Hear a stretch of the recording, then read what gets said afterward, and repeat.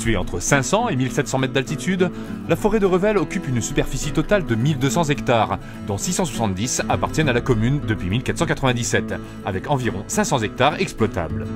Dotée d'une exposition très favorable, une telle superficie nécessite cependant un entretien permanent afin d'optimiser son développement. Une forêt qui n'est pas entretenue, au bout d'un certain moment, elle est morte. C'est une forêt qui est morte parce que la jeunesse elle peut plus se mettre en place. Il y a déjà plusieurs hectares sur Revel où il n'y a plus de forêt du tout.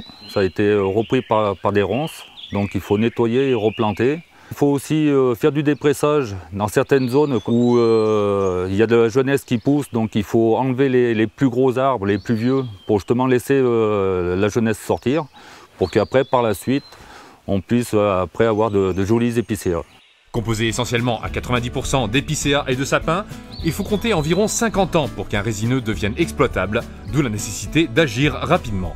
C'est pour ça aussi qu'il faut évoluer et mettre des nouvelles essences qui font très bien sur Frédière. Il y en a déjà énormément, du moins chez les privés, mais pas dans la communale. C'est le Douglas qui pousse déjà beaucoup plus vite.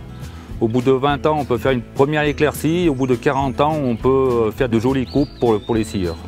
Subissant des ravages récents entre les tempêtes et les parasites, cette forêt mérite d'être remise en valeur tant sur un plan esthétique qu'économique et social. Mettre en valeur pour que justement nous différencier par rapport aux autres, vendre de la meilleure qualité, mettre le bois beaucoup plus en valeur et le vendre en 3 catégories différentes et à port de camion.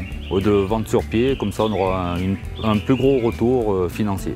Il y a un potentiel énorme qu'on peut valoriser, même le bois de chauffage on peut le valoriser parce qu'on en vend très peu sur la commune de Revel alors qu'on a une forêt, on a une partie où il n'y a que du feuillu, donc on peut faire du bois de chauffage sur Revel.